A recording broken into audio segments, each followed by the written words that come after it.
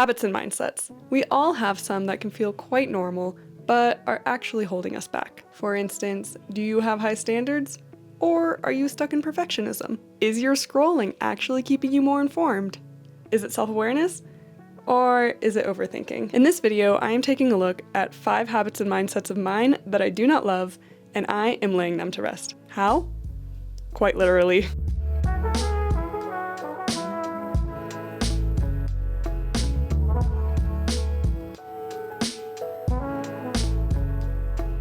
Hi there, I'm Paige, and believe it or not, this is not a self-improvement channel. It's a sewing channel. We'll get to that. But first, I wanted to tell you about a time a few years ago when I was noticing in myself some addictive behaviors around technology. So I created a tiny bed out of clothespins and popsicle sticks as a designated place to keep my phone. The idea was that I was literally putting screen time to bed. I have since given that bed to some friends as a thank you for making me feel at home. It's a very multi-purpose craft. But I need to make another because boy, could I use it. Not only would I like to spend less time on my phone, but I have also identified some patterns in my thoughts and behaviors that I would like to address. So first, I'm going to make another bed, and then this is where the sewing comes in. I am going to create a physical representation of each of these habits/mindsets so that I have something to literally tuck in and lay to rest. All right, let's get going.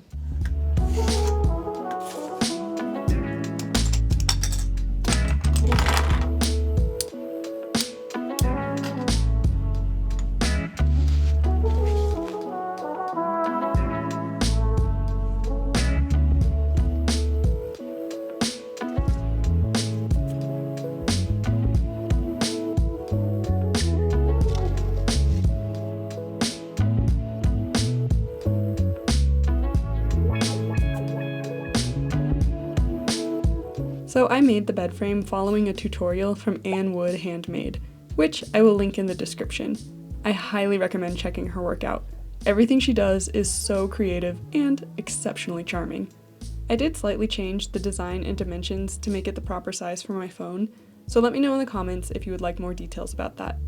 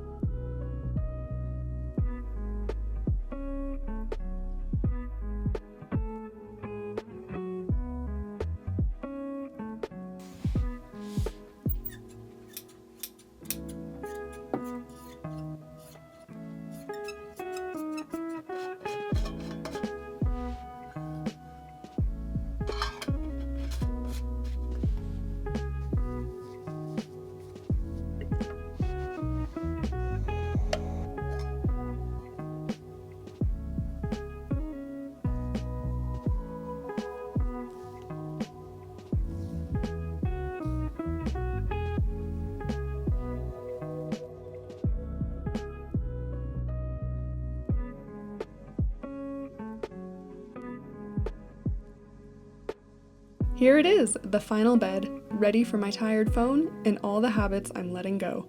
Starting with habit number 1.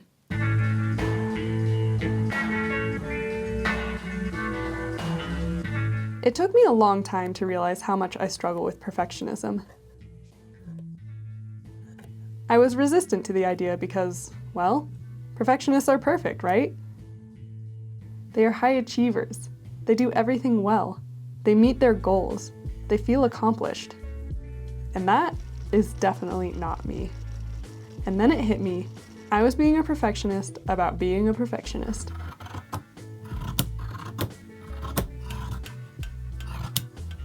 For me, perfectionism is inextricably linked with procrastination. I struggle to begin projects because I fear the output will fall short of my grand vision. So I wait for conditions to be just right and camp out in the planning phase.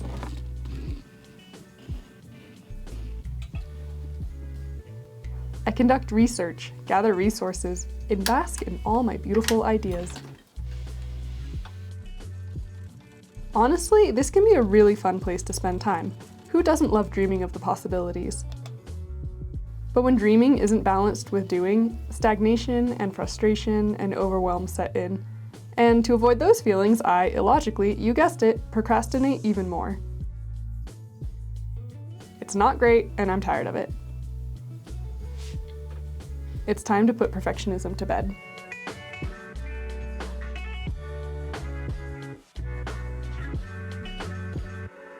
I recognize that creating a cutesy prop for a metaphorical gesture is not unhelpful, but it is also not taking tangible steps toward actually trying to break free. So I thought that after I create each little, what would you even call this?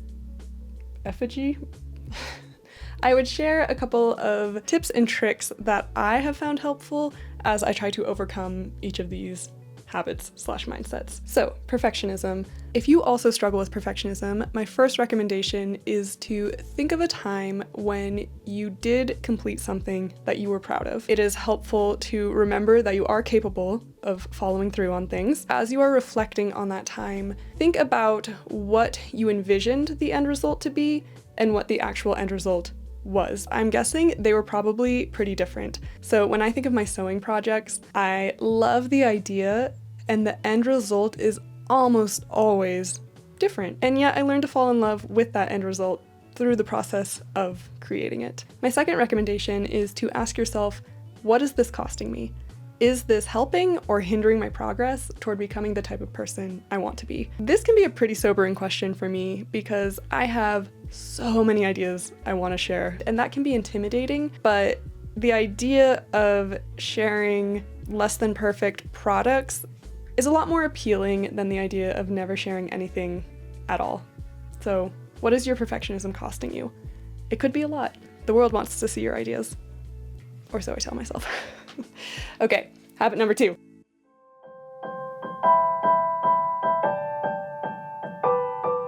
Imposter syndrome is the persistent feeling that your achievements are not deserved and that you will eventually be exposed as a fraud despite clear evidence of your competence. I think this is something many people feel at least once in their lives, and for me, it is a close relative of perfectionism.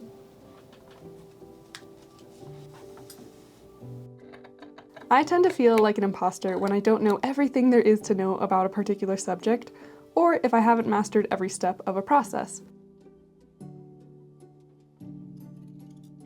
For instance, there's a part of me that feels like a complete con artist for making this video. First of all, I've never sewn beads onto fabric until this very moment. How dare I present this like I know what I'm doing? Also, I'm not a mental health professional. Who am I to act like I know anything about imposterism, why it happens, or how to overcome it? You know what, I think I'd better retreat to perfectionism and do more research and become an expert before I can say anything else. Yeah, I need to lay this one to rest.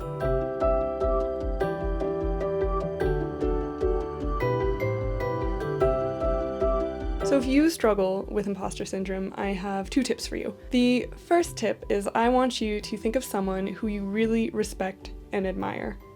Think of that person and imagine them feeling like an imposter.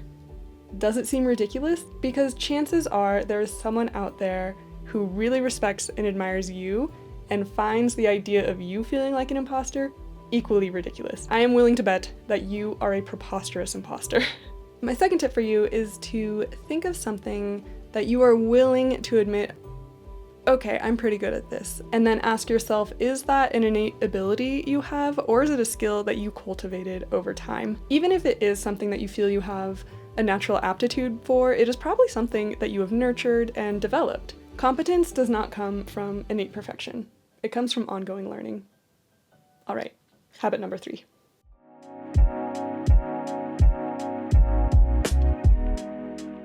I think it's generally good to keep the promises we make in all areas of our lives. But for this video, I'm specifically talking about the promises we make to ourselves.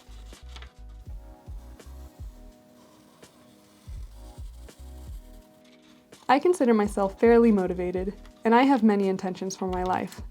Goals I would like to achieve, habits I would like to practice, routines I would like to maintain.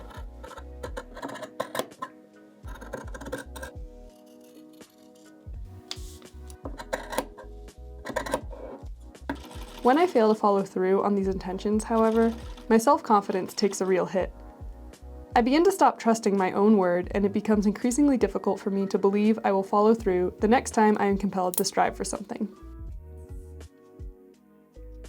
For example, I spent years promising myself that I would start a YouTube channel. It took me ages to finally do it though, because I spent so long hanging out with our old friends Perfectionism and Imposter Syndrome, convincing myself that I needed just a little more knowledge, just a few more skills, just the right equipment before I could pull it off. Now that I've actually started, I feel so proud of myself. Are my videos like what I imagined they would be? No. Am I as consistent as I would like to be? Not quite. But starting at all and proving that I can keep the promises I make to myself has done wonders for both my confidence and my motivation. And if that isn't an indication that broken promises need to go to bed, I don't know what is.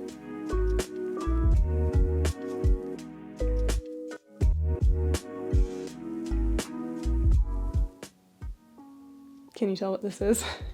If you haven't figured it out by now, this was my effort to sew a broken platter meant to represent broken promises.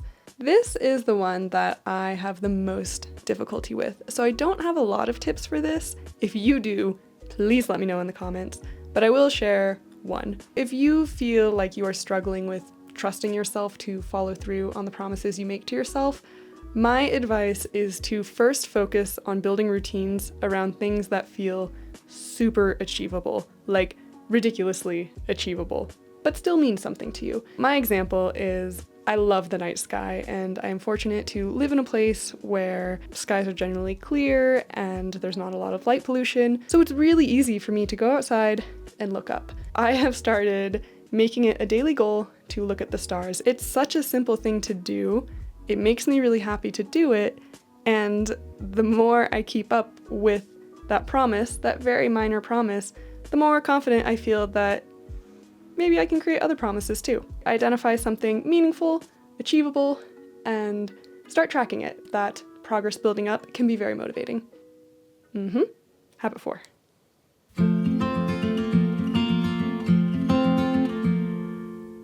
Rumination is the process of repetitively dwelling on negative thoughts, past mistakes, or future anxieties.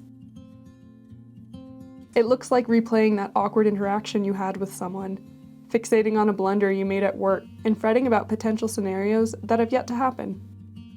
It is the psychological equivalent of a cow chewing its cud over and over and over and over. The brand of rumination I struggle with most is fretting about a future that is not yet here. For example, when my father's health was declining, I was consumed with worry over my family's impending loss. Some days I think this anticipatory grief was a normal part of emotional preparation. Other days, however, it interfered with my ability to appreciate the time we still had together and caused me to miss out on the present moment.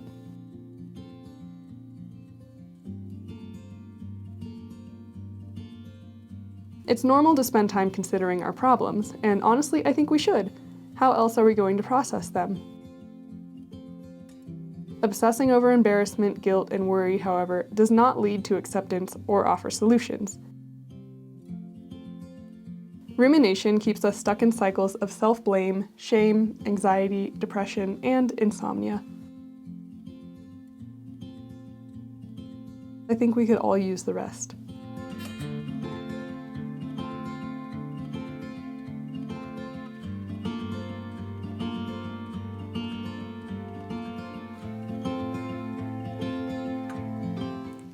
Did I include this just because I wanted to sew a little cow?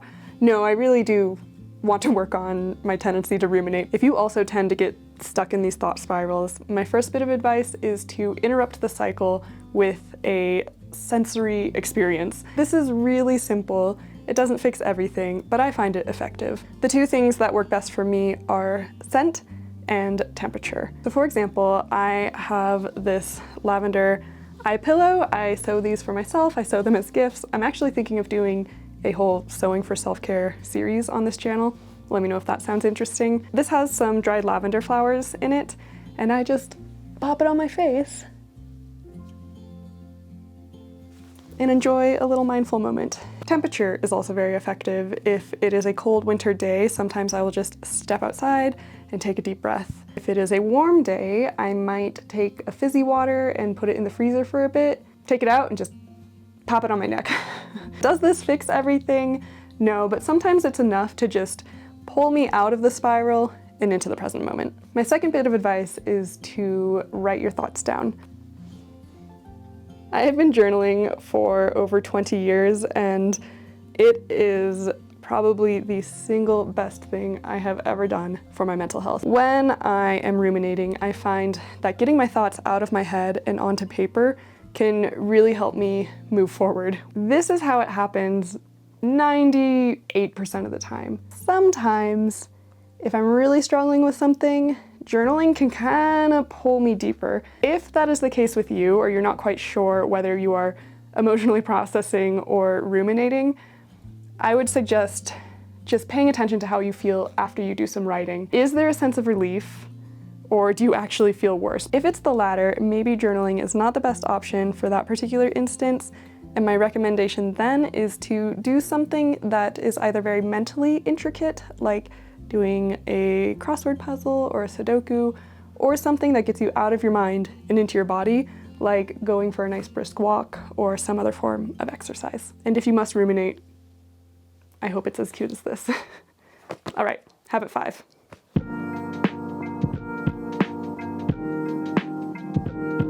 This one is obviously related to screen time in general, but I think doom scrolling is a more insidious beast. In my life, some screen time is necessary and beneficial. It allows me to keep in touch with my loved ones, do my job, conduct research, stay informed, and learn about people, places, and lifestyles that are totally different from anything I would have otherwise experienced.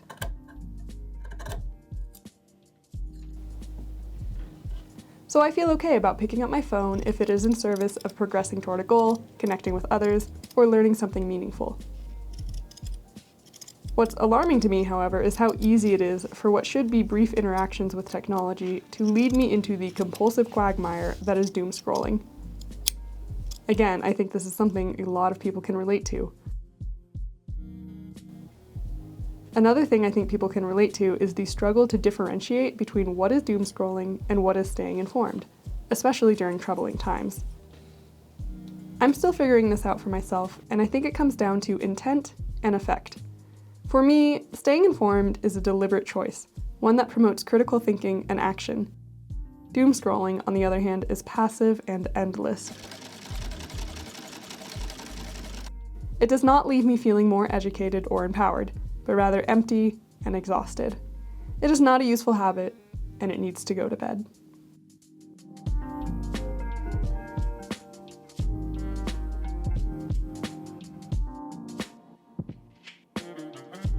Do these look like flames? I really wish that I could solve this for all of us, and I can really feel my imposter syndrome kicking in as I try to talk about it, because this is so complex. If you are struggling with doom scrolling, my first recommendation is self-compassion, self-compassion, self-compassion. Social media companies invest a tremendous amount of resources into hijacking your attention and manipulating your emotions. So if you are struggling with getting sucked into your screen and spending more time scrolling than you would like, I don't think it means that you are morally or mentally weak in any way. It means that social media is doing exactly what it is designed to do. Be kind to yourself as you navigate it. And I want to recognize that social media is designed to do many other things as well. I wouldn't be posting this video if it weren't for social media. Trying to figure out how to balance the benefits and the drawbacks is something I think every single person can relate to. So self-compassion, self-compassion, self-compassion. I do have a few more very straightforward tips that might help you. You've probably heard of them. I'll share them anyway. The first one is to set limits for how much time you are spending on the apps that you are trying to spend a little less time on. This could be as simple as setting a timer for yourself. I know this works for some people. Personally, when my timer goes off, I just go, ignore, scroll, scroll, scroll. So that doesn't work for me, and if that doesn't work for you, you might need to employ some apps that are designed to limit your access to other apps. My second tip involves hair ties. This is so simple, it's so silly, and yet I find it quite helps, especially if you use one of these hair ties that kind of looks like an old phone cord. Why is this helpful? I mean, I need to use my phone to answer texts and whatnot, which I can do with the hair tie on it, but it's kind of a pain to do anything else with this here. Could I easily take it off? Yes, but even just seeing it there is a reminder to myself, like, look, you are struggling so much with your self-control around your phone that you had to put this physical contraption on it to stop yourself from using it too much. It makes me feel silly, and then I remind myself to have self-compassion. Employ a hair tie. My third tip is to make use of the black and white setting. This is an accessibility feature that I think helps people that might have certain visual impairments. It can also reduce eye strain and just make everything feel a little less attention grabbing. I have set up on my phone that whenever I turn the do not disturb feature on, it automatically makes everything in black and white. So if I'm sitting down to do some focused work, my phone's notifications are off and the screen is in black and white. And if that doesn't help, good thing I made a tiny bed, I guess.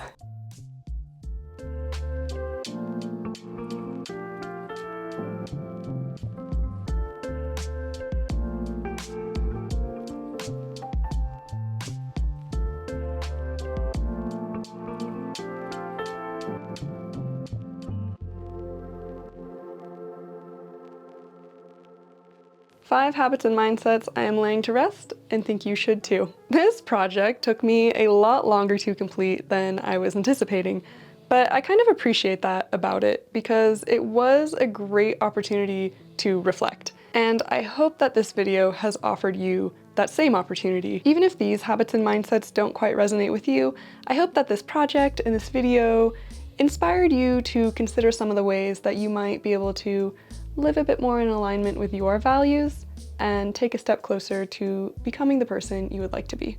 Is that cheesy? It's kind of my thing. I'm quite pleased with how this has all turned out, especially the bed. I've actually been using it the past several nights. I've just been leaving my phone in it in a separate room while I sleep. But after all of these small pieces and fiddly sewing, I am definitely in the mood for a really straightforward, practical project, just like a good old garment. Maybe that is what I will focus on in my next video. If that sounds interesting to you, feel free to subscribe. I appreciate you so much for being here, and I will see you in the next one.